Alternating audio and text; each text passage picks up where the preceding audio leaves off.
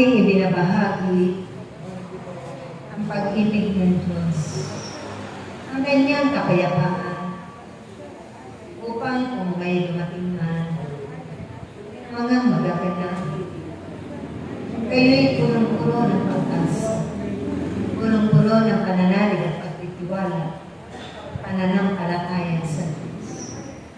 Kahit kung kayo nga ay tunay na umiibig sa Diyos, mapaglilingkuran ninyo ng buong pag-ibig, buong kagalakan ng inyong mga kapwa na nahihirapan, mga nagdurusa, at nawawalan ng pag-asa sa kanilang mga buhay.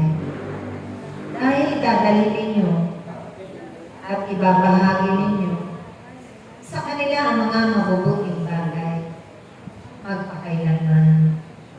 Kaya't sa pamamagitan ng aking mga mahalagang bunga, patuloy at patuloy pa rin kayo nahahayo at susunod sa kalooban ng Diyos na punong-puno ng kagalakan at walang mga pag-aalinlangan, walang pangamba at ako kanina.